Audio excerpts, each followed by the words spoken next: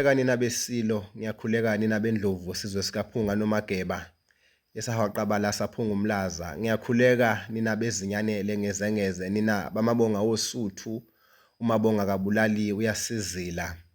Usilona nkunzimbili enye ngiyase ngenetsheni, enye ngiyase kubhakanoma.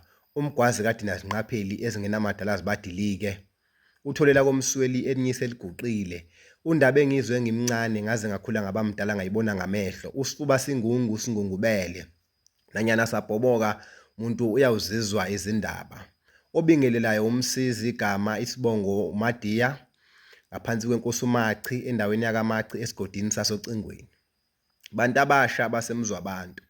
Ngiyaninxusa, ngiyanicela ningivotele ngibe umongameli wenu njengabantu abasha.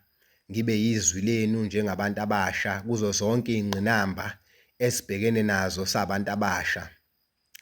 Izingane ziyabulawa ubusuku nemini, gender based violence unyaka nonyaka iphezulu usuku nosuku, bayafa odadewethu, ziyafa izingane zethu. Ukungalingani emphakathini. Lokho kuzingqinamba esezinesikhathi impela zikhona. Abantu bakithi babulawisa okwezimpukane. Ngiyacela ke ngani zakwethu ningivotele kuze silwe nalesihlava sokubulawa kwabantu besifazane. Imfundo, ukungalingani, konke lokho kufuze kuthuthuke especially eindaweni zasemakhaya. Ngiyacela ke bantu abasha ningithembe ukuthi einqumeni ezizothathwa emkhandlwini zabantu abasha noma ubani uyobhenefitha ngale kokuthi uphumaphi, uzalwa ubani, wakabani isibongo.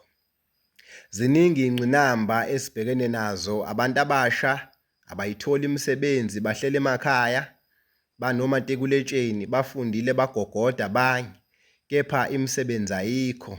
Bayabulawa odadewethu, bayanukubezwa ngokocansi, kepha akwenziwa lutho ngalokho.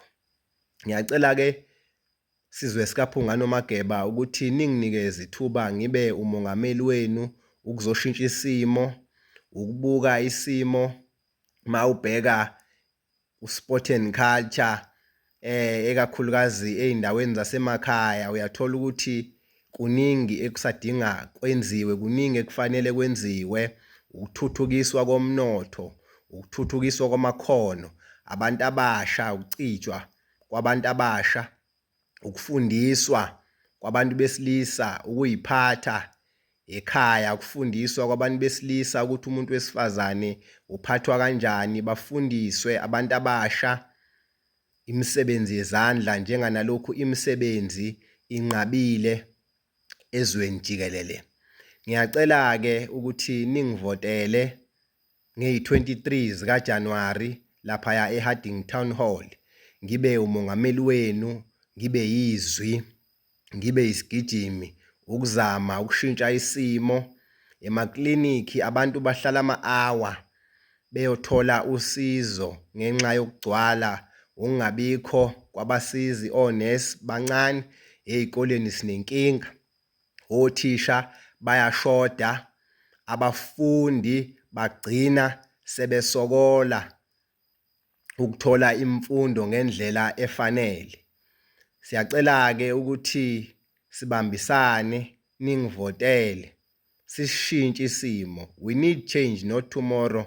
Sizwe sakithi bantu abasha basemuzwa abantu. Ushintsho lifuneka manje.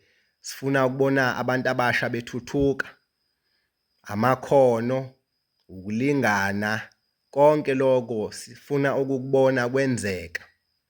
Zonke izikole zilekelelwe, usport and culture yonke indawo ube khona, ezempilo kube noshintsho. Konke esibhekene nako kuyizingqinamba, ungasebenzi, ukunukubezwa kwezingane ngokocansi. Izingane kufanele senze isiqiniseko sokuthi ziphephile, ungaphephi kwezingane ezikoleni. Konke lokho kuyakhathaza. Kepha uma ningivotela ngibe umongameli wenu, ngiyacela abantu abasha futhi ngiyathembisa ukuthi konke enikhala ngakho ngiyozama ngokusemandleni ami. Ngiyabonga ke. Ngiyacela isikhathi senu ningasikhaleli nakube ngiyisichwe. Ngiyakhuleka, ngiyabonga sizwe sikaPhunga noMageba.